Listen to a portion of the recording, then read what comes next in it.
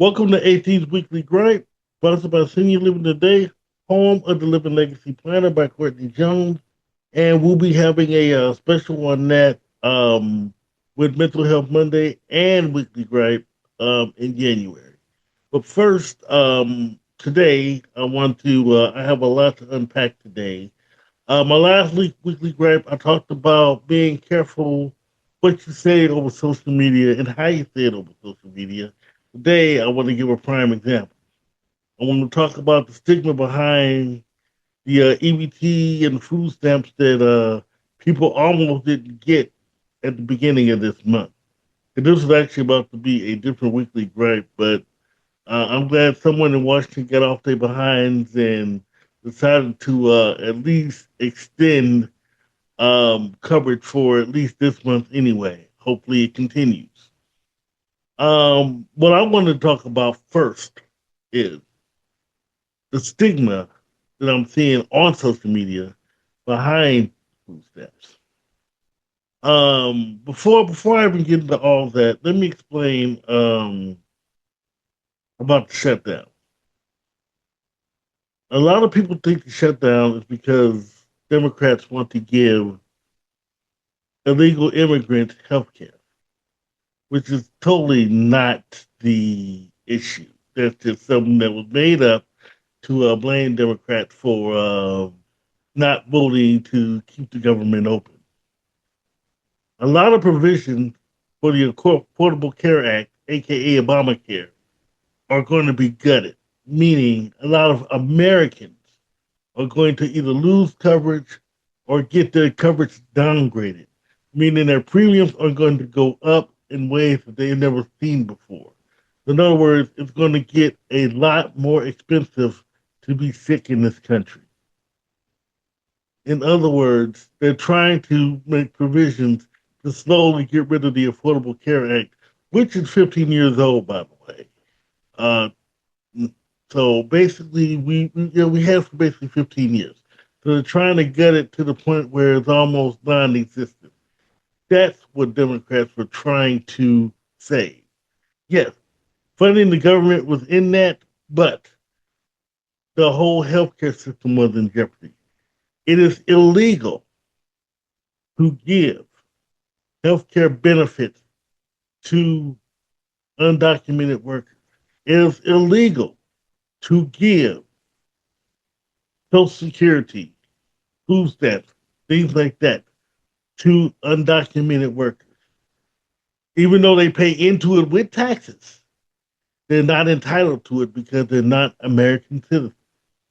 What they do have a right to, however, is if they get sick and have to go to the emergency room, they can do that because there's a provision that we can't refuse anyone who's sick that goes through the emergency room.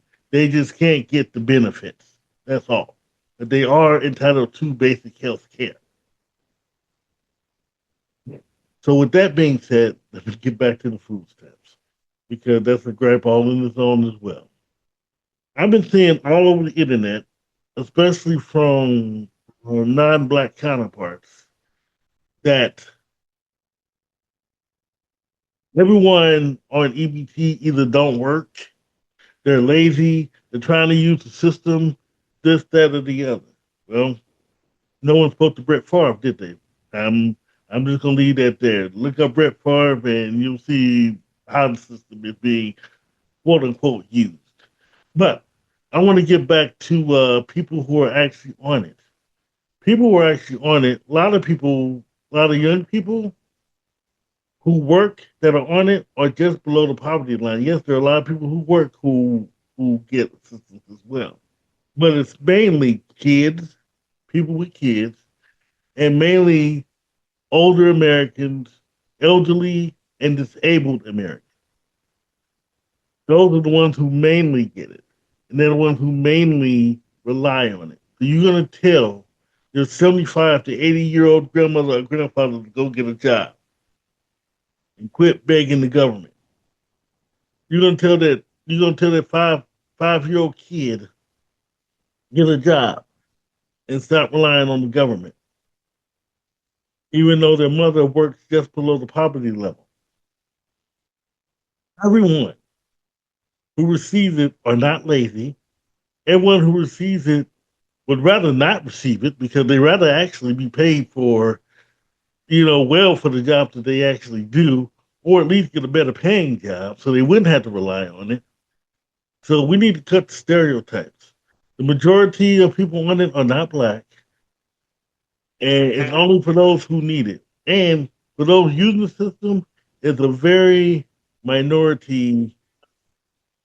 Yeah, it's in the minority. I would say about 3% use the system. Sorry about my phone. But I say all this to say, in times like this, we do not need to be fighting each other. In times like this, why are we doing this to each other? We need to quit spreading lies and coming together.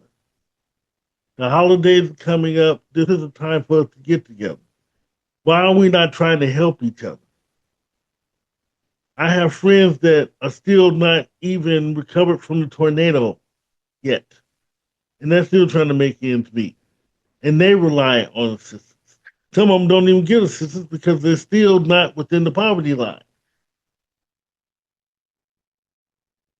And it's sad.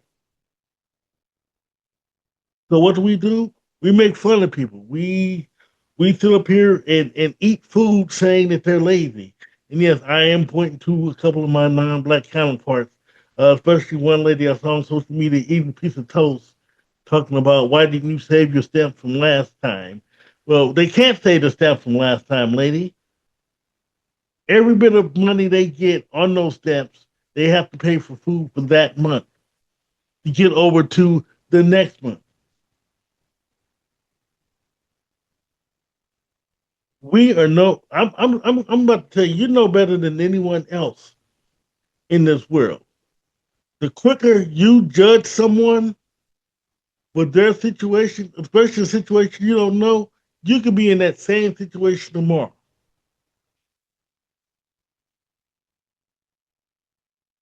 People want to keep invoking Jesus. Jesus fed people. Jesus didn't care about nobody's status. Jesus didn't care about nobody's situation.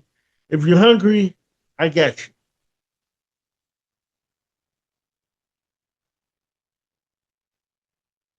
We got to stop being trash individuals around here. And yes, I said we're trash individuals because we're rather will sit up here and judge someone for their situation. We would rather sit up here and judge someone for just existing, for even getting assistance, not knowing why they even get assistance. You're telling people to get a job when they may already have a job. You're telling people to do this when they're already trying to do that or the other to get off the system.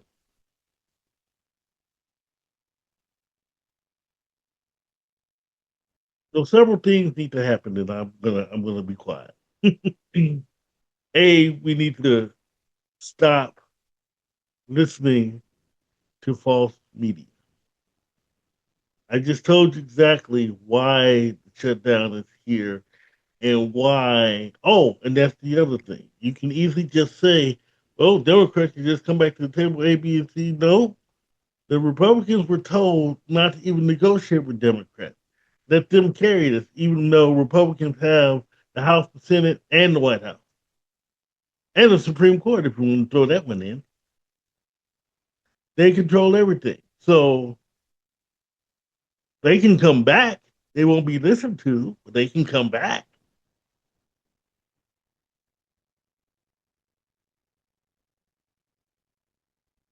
This shutdown is a mess. People are losing their jobs. People don't know where their next paycheck is coming from. People have bills. People are in trouble of losing their housing, their cars, their jobs. It's a mess.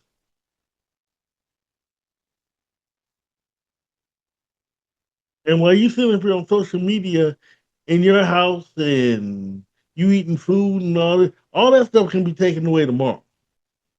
I pray that it doesn't, but I'm just saying, while you're judging someone, you could have nothing tomorrow. Let's stop all this stereotyping and judging. Finally, find some way you can help. If you can't get out to the pantry to help someone, see what your neighbor check out your neighbors. Go see what people need. You if you're hanging out on social media, you know that there are people who need something. And yes, I know there are a few scammers out there. But you know who the scammers are and who the scammers are not. I just pray we get this together. I pray that this shutdown will end soon.